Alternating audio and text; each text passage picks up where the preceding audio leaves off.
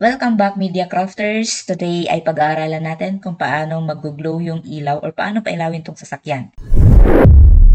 Okay, tapos gagawin natin siyang realistic glow effect as much as possible. Tapos dito natin siya gagawin sa right side para before and after makita natin yung pagkakaiba dito sa left na walang ilaw tapos papunta sa right na nagkailaw na. Para simulan yan, mag-create lang tayo ng new layer. Tapos punta tayo dito sa brush tool.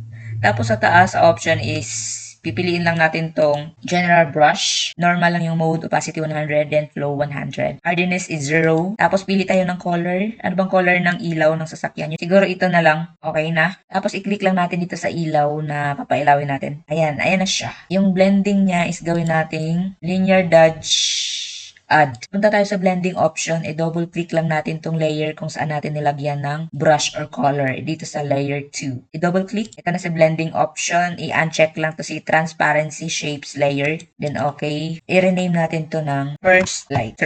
Basta yan, kahit ano yung pangalan nyo. Pagkatapos niyan is mag-create ulit tayo ng isa pang layer. Pangalanan natin to ng second light. And then yung blending niya, blending mode, ganun pa din linear dodge add. Tapos puntahan na din natin yung blending option. I-uncheck na din natin to. Okay. Tapos i-copy layer lang natin. Ctrl J. 1, 2. Dalawang kopya. Siguro para sa iba pang effect. Ito gawin natin tong glow effect. Tapos ito naman glow flare. Light flare. I-hide muna natin to by clicking the eye icon. Dito muna tayo sa second light. Sa second light naman is as is yung brush natin. Tapos lakihan lang natin ng konti yung brush size. Siguro ganyan. Okay, ganda. Babawasan natin yung fill, gawin lang natin 60%. After nyan, punta naman tayo sa glow effect. Turn on the eye.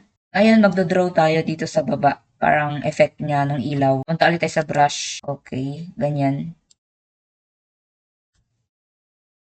Pagkatapos mag-brush ng color, punta tayo sa blending option, double click lang yung layer ng glow effect. Blending option, tapos babaguhin natin dito sa underlying layer. I-drag lang natin to para mag-fade yung color hanggang ma-reach natin yung satisfaction natin. Charot. Hanggang ma-reach natin yung gusto nating effect. Ganyan. Hold yung Alt para mahati yung transition para mas maganda yung effect.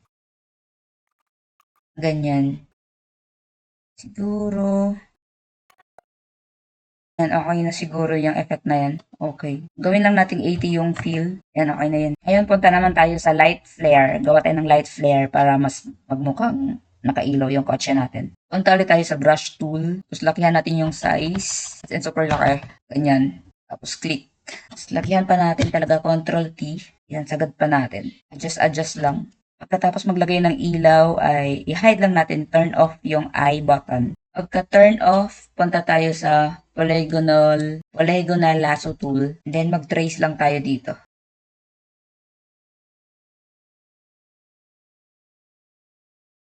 Pagka-trace ay i-on natin yung eye icon. Tapos mask. Tapos click natin tong mask dito sa layer. Tapos view properties. Tapos punta tayo sa Windows properties. Tapos click natin tong mask. Dito sa light flare, i-click natin tong mask. Adjust natin yung feather.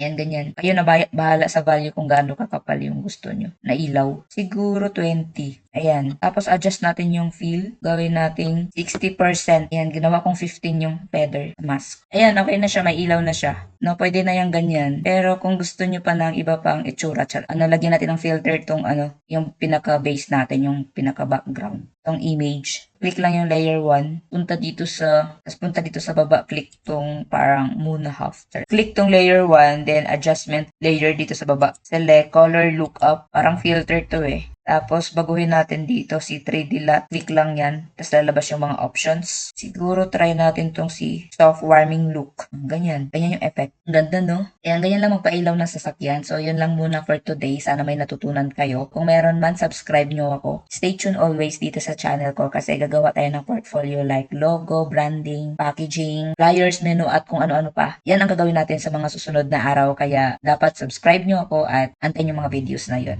So, ayun lang. Salamat. Bye-bye.